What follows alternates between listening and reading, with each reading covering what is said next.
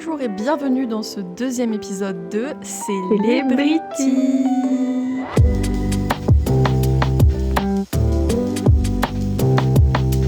Aujourd'hui, on va vous parler d'un artiste qu'on apprécie toutes les deux. Mais aujourd'hui, c'est moi qui vous en parle. Parce que j'ai été extrêmement touchée par sa musique depuis plus de 10 ans aujourd'hui. Et là, j'attends impatiemment son retour. Nous allons vous parler du coup d'une célébrité dont l'anniversaire est le 1er février, qui est née en 1994, qui fête aujourd'hui ses 32 ans. Mesdames et messieurs, Harry Styles. Yeah!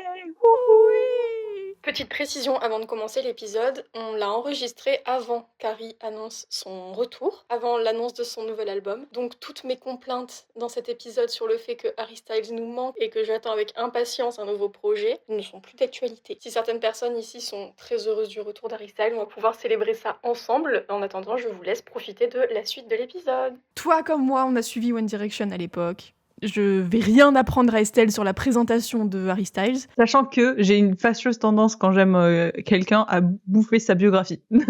C'est ça. Et puis moi, c'est même pas tant de sa biographie que je vais vous parler parce que c'est pas ça qui m'a inspirée. Donc voilà. Mais je pense pas qu'on ait jamais trop parlé de vraiment l'impact que Harry Styles a eu sur moi en dehors des One Direction. Parce que moi, c'est pas pendant les One Direction qui m'a eu. C'est sa carrière solo. Genre, je sais parce que c'est évident. Genre, ça se voit. Genre, je suis à côté de toi et genre, ça se sent qu'il a même eu un impact bien plus important que sur moi parce que moi, j'adore ce qu'il fait en solo. Attention. J'adore ce qu'il fait en solo. Mais c'est vrai qu'il m'a plus impacté. Enfin, c'est plus One Direction, l'unité que juste Harry Styles. Bon, du coup, quand même, parce que j'imagine que tout le monde ne connaît pas Harry Styles de la manière dont on le connaît nous. Harry Styles, c'est un Anglais, né en Angleterre, n'est-ce pas, qui a participé à l'émission de télé-réalité qui s'appelle X Factor. En France, ça ressemblerait un peu à La France a un incroyable talent, plus ou moins. Un mélange entre The Voice et ça, quoi.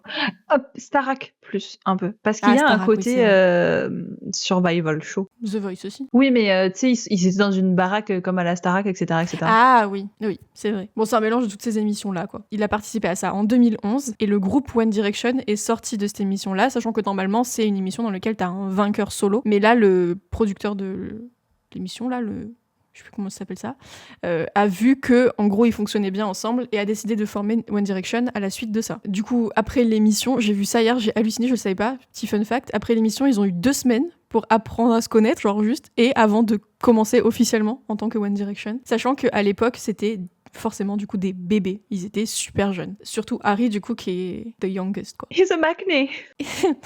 Ça commençait si tôt. Harry Styles a été membre de One Direction de sa création jusqu'à leur pause en 2016. Pause qui dure encore aujourd'hui. Pour avoir vu l'interview de Louis à ce sujet, tout le monde a dit que c'était une pause, mais tout le monde savait que c'était la fin. Oui, mais officiellement, c'est encore dit que c'est une pause, donc c'est toujours une pause. Il y a quand même Louis qui a dit que c'était pas une pause. Ils reviendront jamais, on le sait. Mais ils ont jamais officiellement disbandé. Et ça, je trouve ça fou. Même si on sait tous que One Direction, ça n'existera plus. Peut-être aussi car un des membres est décédé. À la suite de ça, Harry Styles, il a sorti 3 albums solo. Il a commencé par Harry Styles, de Harry Styles, en 2017, Fine Line en 2019 et Harry's House en 2022. Son genre musical, son style musical, il est qualifié comme, j'adore ce genre de petites infos-là, du soft rock, pop rock, avec des éléments de folk. Donc, j'allais dire, il me faut de la folk. Si vous nous connaissez, si vous me connaissez, c'est à peu près tout ce qu'on écoute, hein. Et ses influences, c'était Pink Floyd, Rolling Stones, les Beatles. Si vous ne le connaissez pas, vous pouvez peut-être un petit peu plus vous faire une idée de son style et de ce qu'il fait. Donc ça, c'était pour les infos très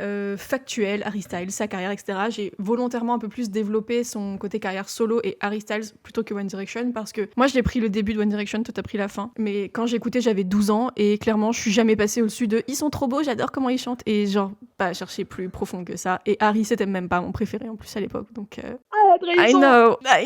Moi, c'était en fait, il était trop mainstream et du coup j'étais en mode je suis une meuf différente. J'avais 12 ans, d'accord. I mean, I like the mainstream one. J'adore Félix et Guillaume. Ah, c'est vrai. Moi, j'allais vers le papa. Hein. J'étais avec Louis, moi, donc. Et donc, c'est pour ça que vraiment, j'ai découvert Harry Styles beaucoup plus à partir du moment où il a fait une carrière solo. C'est cette facette-là qui m'a touchée, la manière dont il s'est montré à partir de la fin de One Direction que j'ai vraiment beaucoup aimé. Et en fait, il fait partie de ces artistes, personnalités, etc., avec lesquels j'ai vraiment l'impression d'avoir grandi. Parce que, genre, même si c'était pas mon préf dans One Direction, j'étais pas complètement con non plus, j'aimais bien. Jusqu'à leur pause, j'ai quand même un peu suivi One Direction. Après ça, j'ai enchaîné les albums solo de Harry Styles. Aujourd'hui, il sort plus rien, ce qui est une tragédie pour moi. Et vraiment, j'ai l'impression d'avoir évolué tout autant que lui, il a évolué. Et j'adore avoir cette impression-là de suivre quelqu'un pendant des années et d'avoir les petites périodes où t'es en mode cette direction-là, je m'y reconnais pas, du coup, je suis un petit peu moins. Cette direction-là, je m'y reconnais de fou et du coup, je me reconnecte. Et tu prends ce que t'as à apprendre de la personne. Et quand tu fais genre la rétrospective, tu te dis waouh, il était tout bébé il y a 10 ans, mais moi aussi, j'étais tout bébé il y a 10 ans. Et je trouve ça beau d'arriver à toujours tirer quelque chose d'un groupe ou d'une personne au fur et à mesure des années. Aujourd'hui, au final, il me reste très peu d'artistes dont je suis fan, dont j'étais fan quand j'étais plus jeune. Parce que la plupart ont pris une direction que moi, j'ai pas suivie. Mais pas Harry. Harry, c'est Harry. Harry still here. Il est pas hyper présent sur les réseaux sociaux en plus de ça, donc impossible de suivre son actualité. Vraiment, j'ai l'impression que depuis qu'il a fini sa tournée Love on Tour là en 2023, il a disparu. Et des fois, je me dis, ça me fait un petit pincement dans mon cœur où je me dis, je suis en manque de Harry Styles. Il a fait des films entre-temps. Oui, mais moi, je le suis pas pour sa carrière d'acteur. Je le suis pour sa carrière de musicien. Non, en acteur, je ne suis pas très fan de... Oui, il est pas fameux, c'est pas un gros acteur, quoi. Oui, et puis au-delà de ça, genre, c'est Harry Styles. Et j'arrive pas à oublier le fait que c'est Harry Styles et que c'est un personnage. J'arrive pas à faire cette dissociation-là. Du coup, même si il joue peut-être très bien, je sais pas, j'ai jamais réussi à être objective sur lui, bah j'y arrive pas. Et je sais que quand il a commencé à sortir ses premiers albums solo, qui coïncident un peu à la période où moi je rentrais à la fac, c'est la période où moi j'ai commencé à beaucoup me politiser et à voir que je matchais de fou avec ses valeurs politiques, ses valeurs morales, ses engagements. Il soutient énormément de causes que je soutiens aussi. La plus évidente qu'il a le plus affichée, c'est la cause LGBT. Et j'ai adoré voir, je sais pas si c'est parce que c'est selon mon prisme, mais pour moi c'est un des artistes qui en a parlé de la meilleure manière et surtout genre pas en mode, il en a pas fait un combat, c'est un combat, mais il était juste en mode je suis comme ça et c'est les valeurs que je défends et genre pas besoin de se justifier. Oui, s'il a envie de venir sur scène avec une salopette à paillettes où il est à moitié à poil avec des tatouages chelous, et ben il le fait, mais il le fait pas en mode après il va pas venir te faire un post de j'ai porté telle couleur parce que ça soutient telle cause, tel truc, tel machin. Non, c'est juste lui. Et oui, il dit qu'il soutient cette cause là ou diverses autres causes, mais c'est pas genre le revendicateur de première. Et je trouve que c'est un vent de... Enfin, ça a fait du bien en fait à cette période-là où c'était soit t'es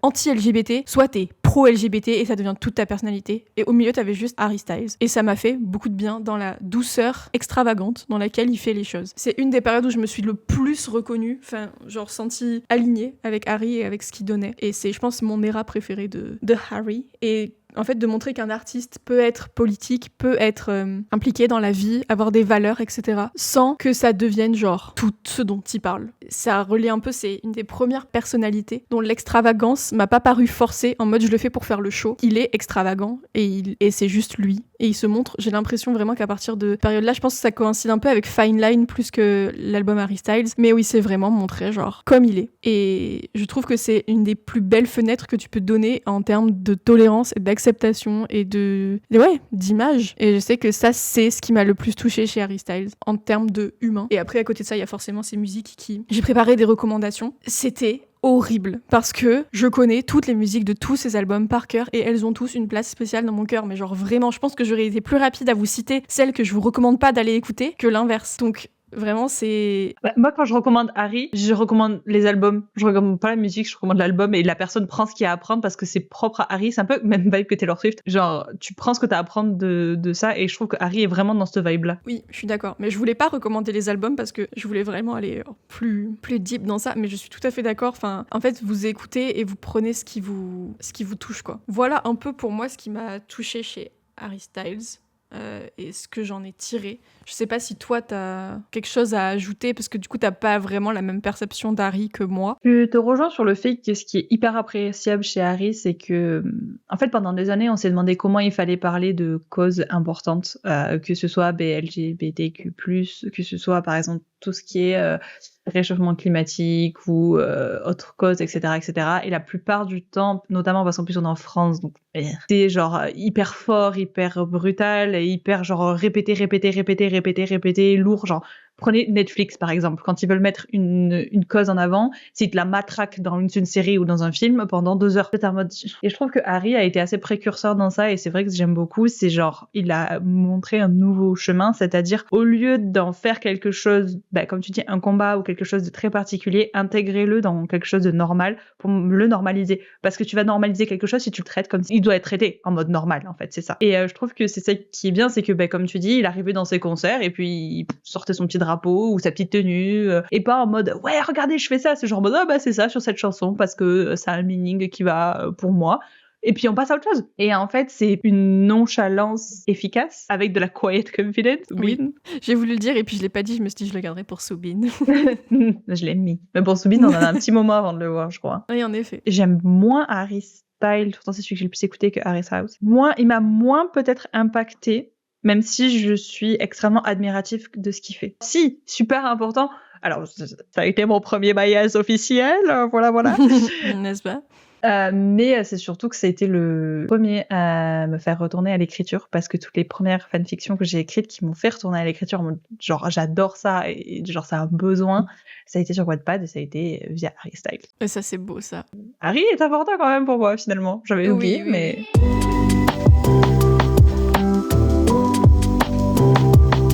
Est-ce que ça te va si on passe au petit jeu? Let's go. Je t'ai clairement copié sur Dove Cameron ici. Voilà, parce que en même temps, un peu pareil. Là, ce qui est assez particulier, c'est que cet épisode-là et le prochain épisode de Celebrity, c'est 2 personnes que Estelle connaît. Il a fallu que j'aille chercher des trucs un petit peu plus pointus. Mais du coup, là, c'est pour ça que sur Harry Styles, j'ai pris des trucs qui me concernent complètement. Comme ça, il y a un jeu. Est-ce que tu pourrais classer mes albums préférés de Harry Styles, donc entre Harry Styles, du coup, Fine Line et Harry's House? Je pense que Fine Line, c'est le dernier. Donc, ce sera 1 Harry's House, 2 Harry Styles, 3 Fine Line. Exactement, c'est tout à fait ça. À savoir que Fine Line, je pense que je ne l'ai jamais écouté en entier. Je sais que tu l'aimes pas trop alors que moi je l'aime bien. C'est pas que je l'aime pas, parce que toutes les musiques sont venues un jour dans ma playlist.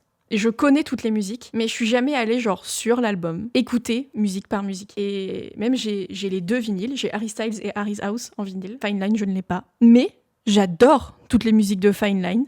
Mais je n'ai jamais écouté Fine Line. Tu retrouves moins... Genre, je sais qu'il y a... En fait, je savais qu'Harry Styles était dans les 2 premiers parce qu'on avait eu cette discussion. Moi, je suis en mode... Moi, Harry Styles, je l'aime moins parce que c'est une période de ma vie où genre, je suis vraiment en mode...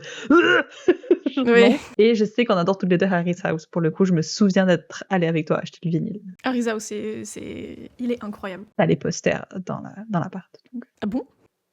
Satellite et Mathilda. Oui. Oui, non, mais je trouve des posters de Harry Styles, quoi. Je suis en mode... non, je passe ça.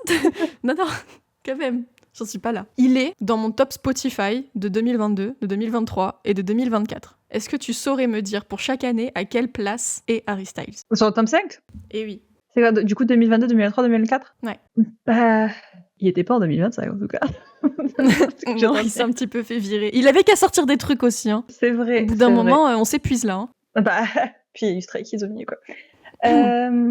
Alors, 2024, je dirais qu'il était à 5e place. 3e place. 2023, sachant qu'il a terminé le Love on Tour et que c'était Harry's House, je dirais 3e aussi. 2e. Putain, j'ai hésité. J'étais en mode c'est soit 2 ou 3. Et 2022, première. Ouais, il a fait 1, 2, 3. Il a dégringolé d'année en année. Et puis rien. Mais parce que, encore une fois, il n'a rien sorti. Donc au bout d'un moment, voilà. Et en regardant ça, As It Was, du coup, a été ma première chanson la plus écoutée en 2022. La 2e en 2023 et également la 2e en 2024. Ah oui, j'ai dû écouter As It Was je ne sais combien de fois dans ma vie, en fait. Je crois que tu l'aimes beaucoup, oui. Ah oui. Et en fait, je regardais mes 3 tops Spotify 2022, 2023, 2024, c'est presque les mêmes. Enfin, genre, c'est les mêmes artistes, quasi les mêmes chansons. Enfin, il y a toujours les mêmes trucs qui reviennent, quoi. Et vraiment, Harry Styles, c'est une constante que j'écoute depuis, mais forever and ever, quoi. Et faire cet épisode-là, parce que moi, je suis un peu... si j'ai pas les choses devant les yeux, j'oublie. Et vu que Harry Styles, on en a pas entendu parler depuis longtemps, et que je me suis un peu lassée des musiques, forcément, parce que ça fait 3 ans, 4 ans même que c'est sorti cette année, j'avais un peu oublié à quel point j'écoutais et j'aimais Harry Styles, en fait. Et ça m'a fait du bien de retourner un petit peu dedans, et du coup, j'ai hâte qu'il sorte quelque chose, et j'espère que je continuerai à aimer. Imagine. Il fait un feat avec un des gars de K-pop. Imagine TXT. C'est ce qui collerait le plus. Non, mais je te dis ça, oui, parce que j'y ai pensé, j'étais en mode... I would die. I mean, Harry and Subin and Yeonjun on the same page.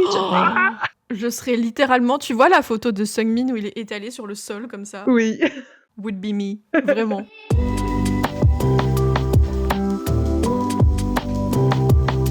Et juste pour terminer, du coup, je vous dis mes petites recommandations. Ma grosse recommandation, c'est aller écouter les albums. Quoi? Voilà, bonne journée. Harry's House.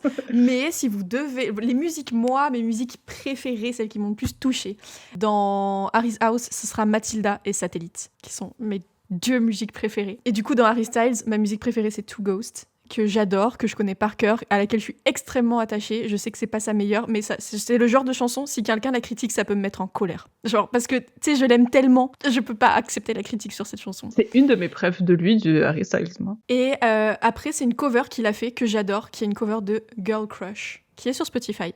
Et please, allez l'écouter, je l'adore. Elle est incroyable. Oui, voilà. C'est mes petites recommandations Harry Styles. Je vous les mettrai en description, comme j'ai fait sur l'épisode sur Dove Cameron, de toute façon, pour que vous alliez un petit peu écouter. Et voilà, c'est tout ce que j'ai à vous dire sur Harry Styles. C'était déjà pas mal. Mais ça m'a fait beaucoup de bien de retourner un peu dans l'univers Harry Styles pour pouvoir vous en parler aujourd'hui, me souvenir qu'il existe. Et surtout, parce que c'est marrant, avec Estelle, on se connaissait pas à l'époque de One Direction. On a toutes les deux tiré des choses extrêmement différentes de One Direction pour finir aujourd'hui au même endroit, c'est-à-dire dans la K-pop. C'est la continuité, la suite logique. Mais en tout cas, Harry Styles, ça a vraiment été ce pilier-là pour moi. C'est le premier groupe où j'ai été une fangirl. Qu'est-ce que ça fait du bien d'être de retour dans ce truc-là et de regarder genre le throwback à Harry Styles en mode I was already there. Et là, c'est genre vraiment la continuité. Et j'adore Harry, voilà. Sur Reels où tu vois une photo de One Direction qui dit Where is she? Et juste après, t'as une photo Stray Kids qui fait She's safe with us. Celui-là, il fait mal à chaque fois, il est si vrai. J'ai toujours aimé les boys bands et c'est juste vraiment... c'est important de se souvenir de One Direction. C'était l'épisode, du coup, le 2e épisode de Celebrity. On vous retrouve, sans trop rien vous cacher, dans une semaine pour l'autre épisode de Celebrity. Et puis, n'hésitez pas à nous faire vos retours un petit peu sur ce format, à nous dire, vous, si vous avez un affect avec Harry Styles, pourquoi vous l'aimez, quelles sont vos chansons préférées. Et voilà, on vous dit à bientôt pour un nouvel épisode. Bientôt. Bisous.